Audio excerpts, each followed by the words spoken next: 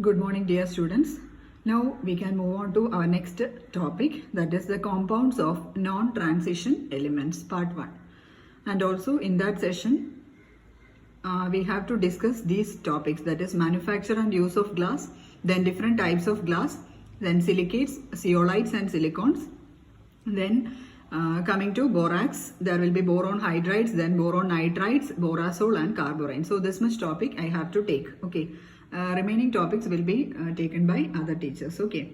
So first we can go through the manufacture and use of glass and the different types of glass. Okay. So next is glass. Okay. As you know, this glass, it is a hard and as well as brittle substance. Brittle substance means easily breakable substance. So it is a hard and brittle, and also it is an amorphous, hard, brittle, amorphous, then transparent. Okay. So these are some of the characteristic properties of a glass. It is hard, brittle, amorphous and transparent. Then also this glass, chemically it is the sodium or calcium silicates. It can be sodium or calcium silicates. That is what we call as glass. Okay. And also this, so it can be the transparent silicates of sodium or calcium, and also or it can be of other metals formed by the solidification of the molten mixture. Okay. Formed by the solidification of a molten mixture of this sodium or calcium silicates. Okay.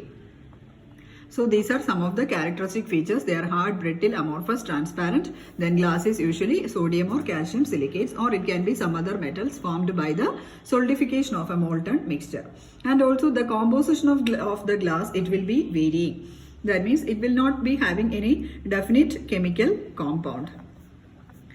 It will not be having a definite chemical composition.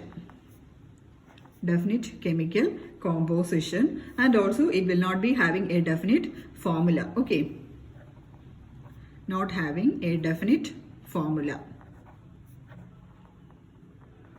Not having a definite formula. And also usually, as you know, it is unaffected by acids as well as bases, isn't it? Unaffected by acids or bases. Unaffected by acids or bases. Then the next one is the preparation of this glass, and for the preparation the raw materials used are the following. Raw materials. The first one, that is silica. Silica, the formula is SiO2. Silica, that is the first one. Then second one, compounds of alkali metals of sodium and potassium. Compounds of alkali metals. Compounds of alkali metals of sodium and potassium, that is the sodium and potassium salt. Okay. For example, normally the sodium potassium salts used are the first one is, it can be sodium carbonate, then sodium sulfate Na2SO4, then sodium nitrate NaNO3, then potassium carbonate K2CO3, then KNO3. So these are some of the salts used for the preparation. Okay. Then the third one, that is the compounds of alkaline earth metals. Compounds of alkaline earth metals.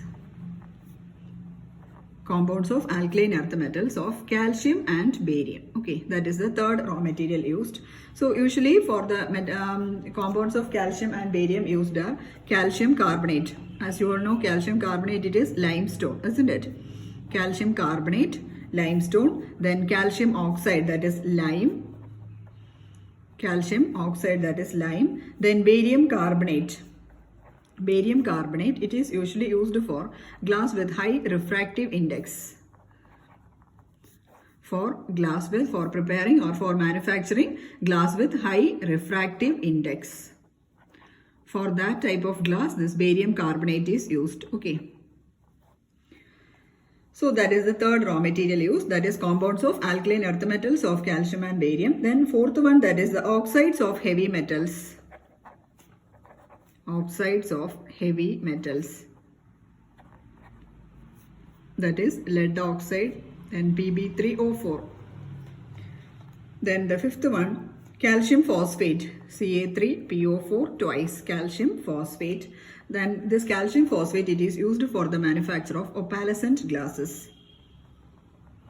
used for the manufacture of opalescent glass. Okay, so these are some of the raw materials. Again, some coloring materials are also used. You know, some glasses are colored, isn't it? So some coloring materials are also used based on the need of the preparation. Coloring materials. Okay, so normally this ferric oxide, it will be giving yellow color. Ferric oxide will give yellow color to the glass. Then chromic oxide. Chromic oxide, it gives green color. Then MnO2, purple color. MnO2, purple color. Then cobalt oxide, that gives blue color. Cobalt oxide, blue. Then auric chloride, that gives ruby color. Okay, so these are some of the coloring materials used. Ferric oxide, yellow. Chromic oxide gives green. MnO2 gives purple color. Cobalt oxide gives blue. Auric chloride gives ruby. Okay, so these are some of the raw materials used for the manufacture of glass. So the raw materials are, first one is silica, second one compounds of sodium and potassium, third one compounds of calcium and barium, fourth one oxides of heavy metals, lead oxide, then calcium phosphate used in opalescent glasses, then coloring materials. Okay, so these are some of the raw materials used. Then the next one, we can go through the manufacture of ordinary glass. Manufacture of ordinary glass.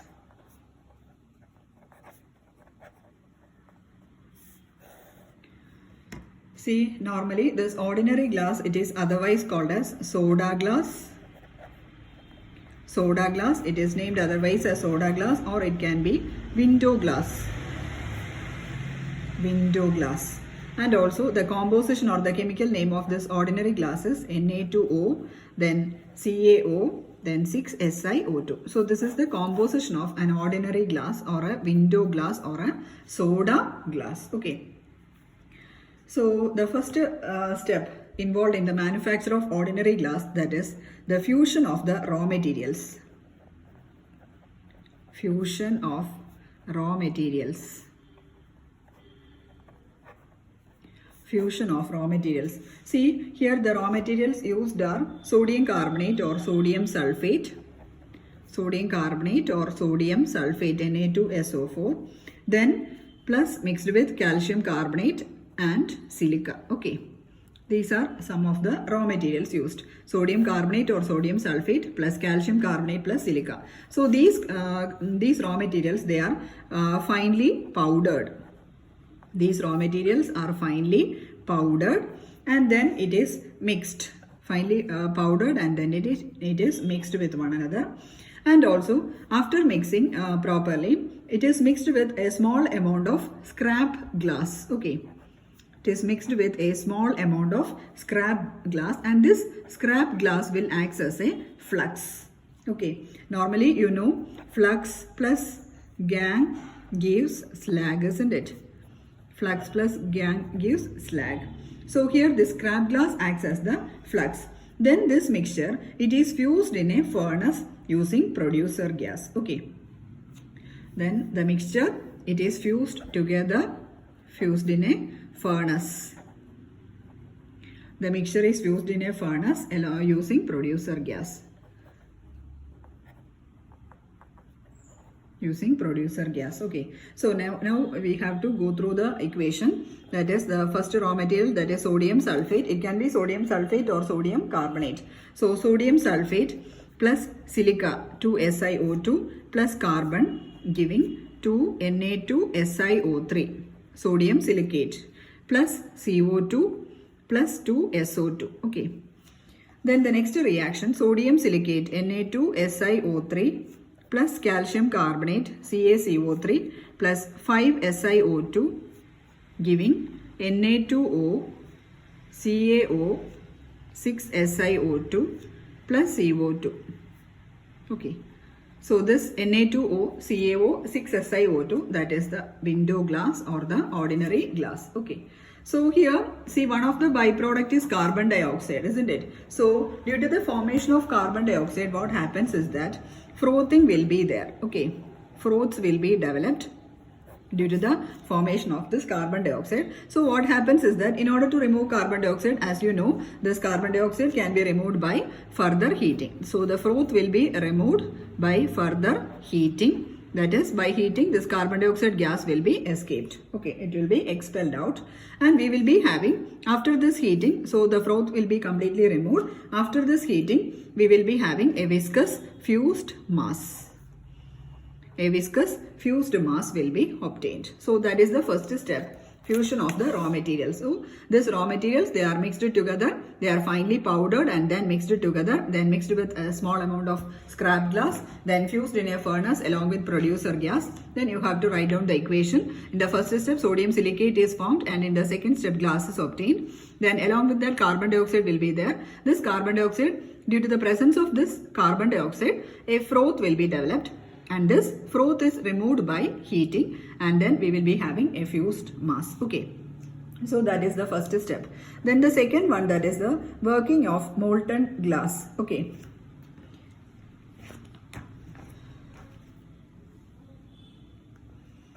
working of molten glass. Working of molten glass. See, from the previous step, we had got a fused mass. So this fused mass, it is then poured into suitable mold. As you know, mold, isn't it? So whatever shape we require, we have to put it into that particular mold. And so while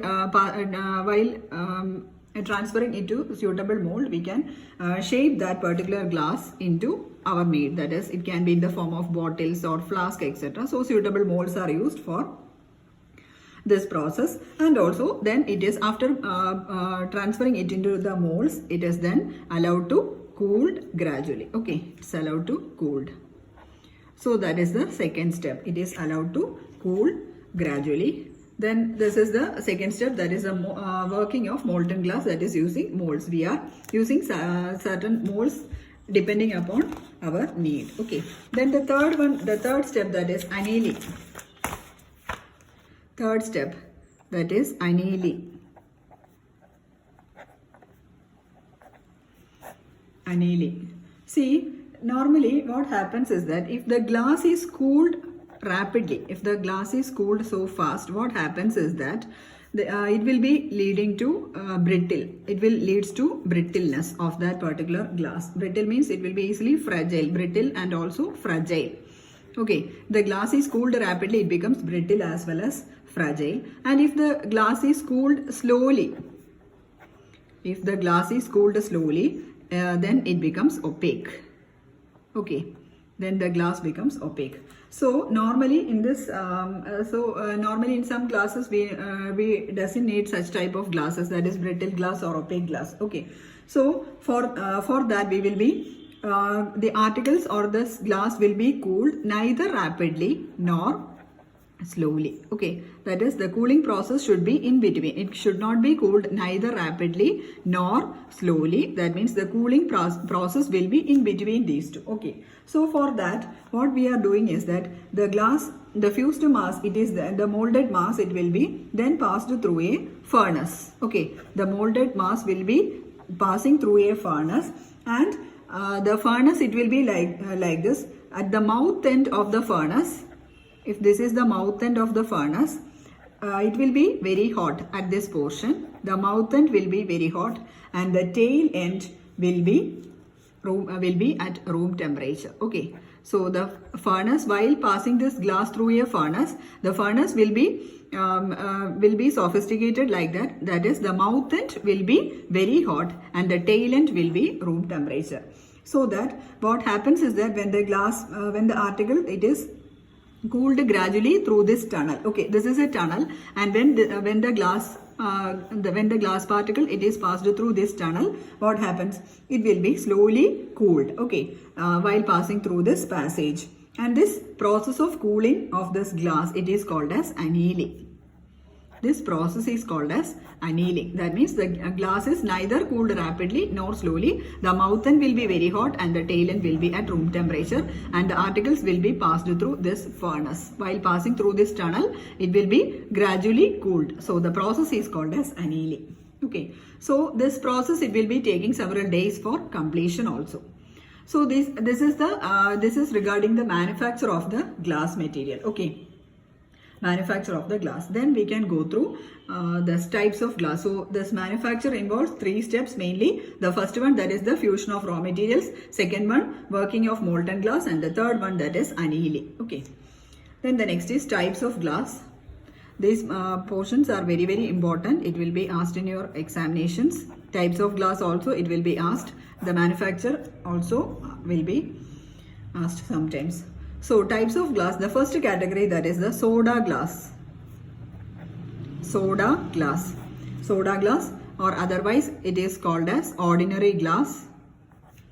Ordinary glass or soft glass. Soda glass, ordinary glass or soft glass. Okay. So this soda glass, the composition, it is like this. Silica SiO2, it is about 75%. Then sodium oxide Na2O, sodium oxide 15%. Then calcium oxide, it is 8%. Then aluminum oxide or alumina Al2O3, alumina, it is about 2%. Okay, so this is the composition of ordinary glass or soft glass or soda glass. Okay, and also normally this ordinary glass, it softens at low temperature. And also some of the uses for this ordinary glass. Uses, normally it is used for making window glass. Window glass, then bottles, then dishes, etc. Okay, so that is the purpose of ordinary glass. So this is the composition and use. Okay, you have to go through both these. Then the second type of glass, that is the potash glass or hard glass. Potash glass or hard glass. See, in the ordinary glass we are using sodium carbonate, isn't it? So instead of sodium carbonate, for manufacturing potash glass, we have to use potassium carbonate. Okay, instead of sodium carbonate, we are using potassium carbonate, so that we will be obtaining potash glass or hard glass. And also some of the characteristic features of this potash glass are, it has got high melting point, and also it can withstand high temperature. High melting point, and it can withstand high temperature. And also it is used for, uses means it is used for hard glass apparatus. It is used for making hard glass apparatus. Okay. So that is the case of potash glass or hard glass, just replacing sodium carbonate with potassium carbonate. Okay. Then the next one, that is the flint glass or lead potassium lime glass. Third one.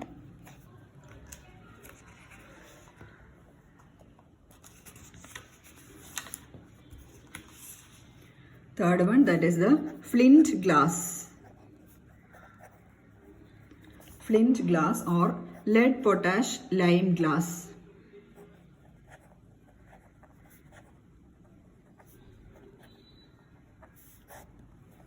Lead potash lime glass. So here the raw materials used for the manufacture of this flint glass are the composition, it is silica, it is about 45%. Then sodium oxide Na2O, it is 4%. Then potassium oxide K2O, 4%. Then calcium oxide 3%. Calcium oxide 3%. Then lead oxide PbO2, it is 44%. Okay, so this is the composition of flint glass or potash lime glass. And also some of the characteristic features of this flint glass are, they have got high density and high transparency. High density and high transparency. High density and high transparency. Then again, it has got high refractive index. High refractive index. Then the third one, the use of this flint glass or lead potash is, it is used for making prisms. You have seen prisms and lenses, no? So it is used for making prisms, lenses, etc. and also for ornamental purposes. Used for ornamental purposes. Okay, so this is about flint glass. Silica 45%, sodium oxide 4, then potassium oxide 4%, calcium oxide 3%, lead dioxide 44%. And also the characteristic features are high density, high transparency, high refractive index. Then uses of this are used for making prisms and lenses and also for ornamental purposes. Then the next one, the fourth type of glass, that is the Jena glass. Jena glass, Jena, Jena glass. So this Jena glass, the composition is, it is a mixture of zinc and barium borosilicates. It's a mixture of zinc and barium borosilicates. Okay, zinc and barium borosilicates. And also one of the characteristic feature or the strongest feature is that it is stronger than ordinary glass. Okay, stronger than ordinary glass. Stronger than ordinary glass, and also more resistant to acids and alkalis. More resistant to acids and alkalis. That is the characteristic features of this Jena glass. Okay. And also one more point is there. It has got a low coefficient of expansion. Low coefficient of expansion. So these are the properties of Jena glass. Then the next one, the fifth category, that is the Pyrex glass. Pyrex glass. So here this Pyrex glass, it is a mixture of sodium aluminium borosilicate. It is a mixture of sodium aluminium borosilicate. Sodium aluminium borosilicate, that is Pyrex glass. Okay, and also regarding the composition, silica is about 80%.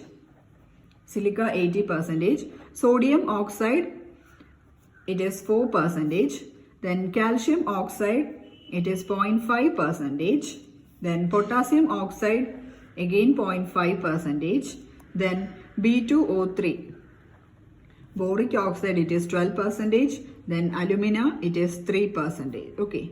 So this is the composition of this Pyrex glass. Silica, sodium oxide, calcium oxide, potassium oxide, then boric oxide, then alumina. Okay. Then next one, some the characteristic features of this Pyrex glass.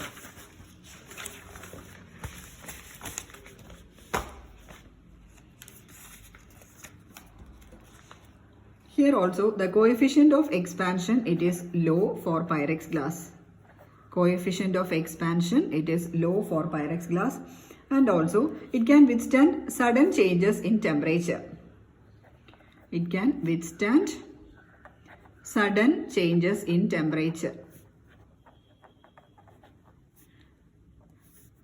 It can withstand sudden changes in temperature.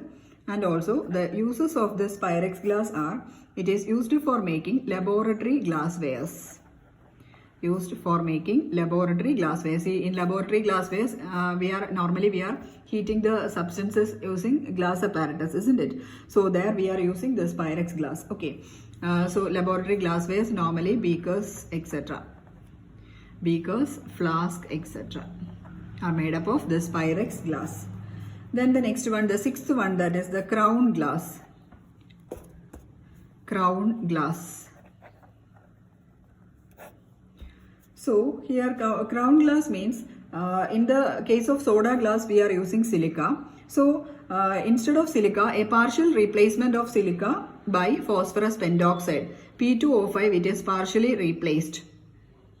Silica partially replaced by P2O5.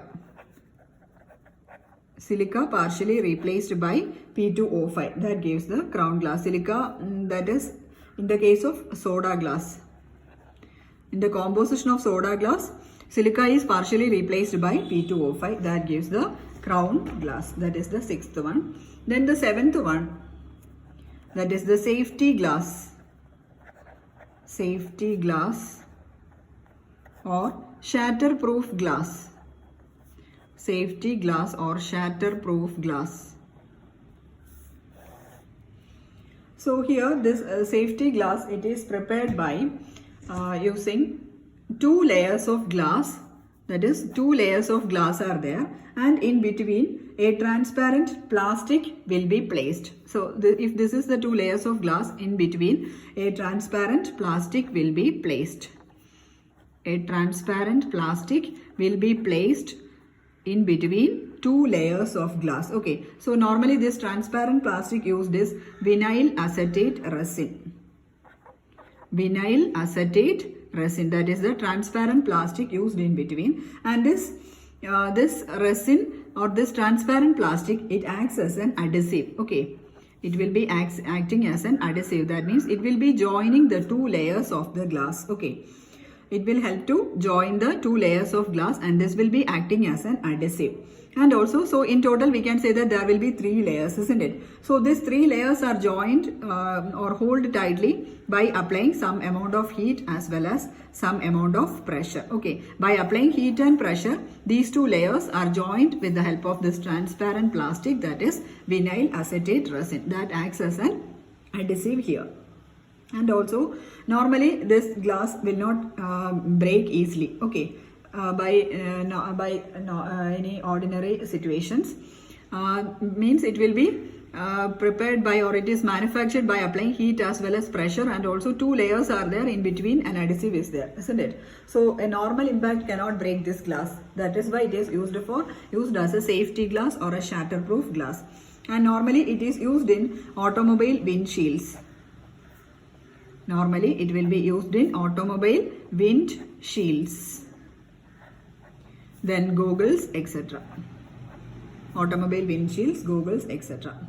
Then the next one, the eighth one, that is bottle glass. Bottle glass. So here this bottle glass means ordinary soda lime glass, along with that composition, it will be having 3.5% magnesium oxide and again 0.5% alumina and mixed with Fe2O3, ferric oxide. Okay, so along with the composition of ordinary soda lime glass or ordinary glass, along with the composition of ordinary glass, it is mixed with 3.5% magnesium oxide and 0.5% alumina or Fe2O3. And also bottle glass, it is used for making bottles. For making bottles.